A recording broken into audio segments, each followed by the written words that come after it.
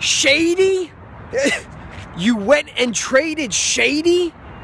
Holy shit. Now look, if you want to go and cut Kerry Williams, you know, I understand. Yo, Kerry, don't let the sconces hit you on your ass on the way out the door. You want to cut Todd Harriman's? Look, Todd was one of the good guys. He didn't have a great year last year. Was injured on the wrong side at 30 years old. He was a good guy, but I get it. It's time to move on. You want to cut Trent Cole?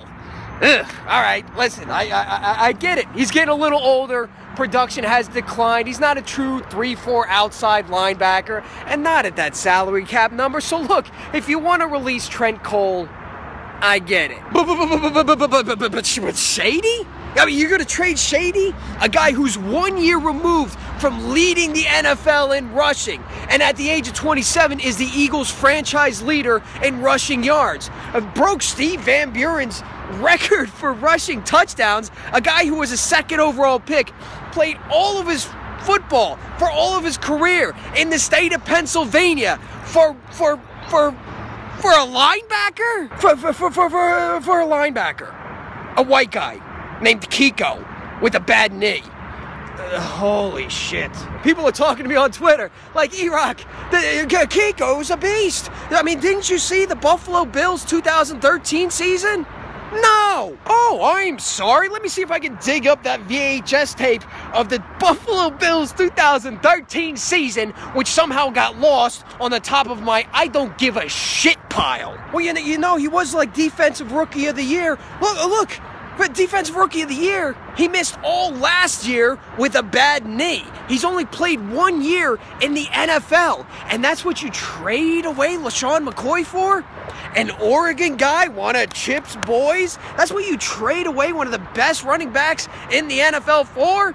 Listen, if this guy is worth Shady McCoy, all right, he better be like if Luke Kuechly had a three-way with Bill Bergey and Dick Butkus, and they had a friggin' baby, and his name was Kiko Alonso. Listen, Chipster, I know you don't believe this because it is clearly obvious, but premier running backs in the NFL do not grow on trees. And I know there's the DeMarco Murrays of the world and the Eddie Lacy's of the world and the Arian Fosters of the world, guys who have been late picks or out of the first round or sometimes even undrafted that come out, Justin Forsett, who come out and help their team. But premier running backs, talents like Shady McCoy do not just grow on trees, and if they do, maybe you should invest some of that salary cap room you just made cutting all these guys to invest in a tree that grows running backs. Hey, seriously, fellas, this is a serious question. How many playmakers, premier playmakers, are you just going to cut or trade away before you realize you ain't got no more? Because they're all gone. Deshaun, LaShawn, be gone so long. Well, then what do you do? then where do you go from there? There comes a point in time where you make more needs for yourself than you can just fill with free agency. Culture wins football games, right, guys? I mean, that's what you preach. Culture wins football games, and the culture here in Philadelphia is if you don't do exactly what Chip says the way he wants it done, if you're a little too old, or you're making a little bit too much money, there's I-95, hit the bricks. I mean, it's somehow, some way. I mean, I feel like that's the culture they're building here. But these bros ain't loyal. They just ain't. Not if you're the franchise leader in rushing. Dude, to make a lot of money, or a long-time vet, a leader in the locker room, or a superstar who maybe runs his mouth a little bit too much. These bros ain't loyal.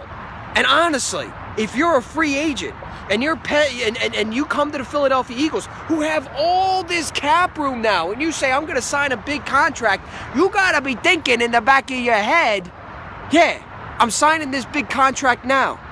But in 3 years, if I'm 27, in 3 years, I'm going to be 30. And those contracts are always backloaded. These bros ain't loyal. Now, listen, guys, this hurts. I mean, this hurts seeing Shady go. But the last thing I want to do right now is to stand in front of a camera and spaz out on you guys and, like, EDP this whole thing. Philadelphia Eagles. Chip Kelly. What the? You know what? Let me tell you something, my cracker. Not gonna do it. Not gonna do it. I'll tell you why. Because free agency hasn't even started and the NFL draft hasn't even happened. And if you think the Eagles are making headlines right now, you ain't seen nothing yet. They're going to spend what they got to spend in free agency to replenish this entire team within the first 24 hours of free agency. I am freaking calling my shot. I am pointing and calling my shot right now. I expect Byron Maxwell, Jason Worlds, and Devin McCourty. All three of them. I expect a running back. I expect a receiver. I expect offensive linemen. Right now, Howie Roseman had to move his office to an empty conference room, not because he didn't get along with Chip Kelly. It's because they needed a space to stack all that cash they're hiding for free agency. Howie Roseman is going to make it rain like Pac-Man Jones in a strip club. March 10th is going to be like National Eagles signing day. It's going to be ridiculous. You think we're making headlines now? Now? You ain't seen nothing yet. All Chip Kelly guys who fit Chip Kelly's system, who know Chip Kelly's philosophy. The entire defense is going to be redone. The entire offense is going to look a lot different. And then this is all going to build up to the crescendo because they've got so much money that they're going to spend in free agency on need positions, younger, cheaper upgrades for everything. This is all going to build up to the crescendo of the NFL draft. And because they addressed every single need that they have, they're going to do it. You know what I'm talking about. They're going to do it. I have my concerns about it. I'm not happy about some things, clearly. But if Chip Kelly can't win with all the power he's received and taken away from Howie Roseman, and if Chip Kelly can't win with cutting all these veterans and bringing in the guys that he wants, and more importantly, if Chip Kelly can't win with his quarterback, then he can't win in the NFL. And personally, I'd rather know that sooner than later. Well, thank you. Thank you guys for listening to me, all right? Because I needed to get this off my chest. This is big news. This is big news. And I'll tell you, there's a lot more big news to come. So it feels good to get in front of the camera and talk to you guys and get this shit off my chest. All right? If you have something that you want to get off of your chest, I encourage you to put it in the comments below or hit me up on Twitter @TheMightyEROCK. Hit me up on Instagram @TheMightyEROCK. Hit me up on Facebook, Facebook.com/Eagles Tailgate Team. Let me know what you think about all this, because this is crazy. This is unconventional. But this is Chip Kelly, and this is the Philadelphia Eagles, baby. So until next time, whenever that next piece of breaking news is, until next time, let's go Birds, and I will see you, I don't know, whenever.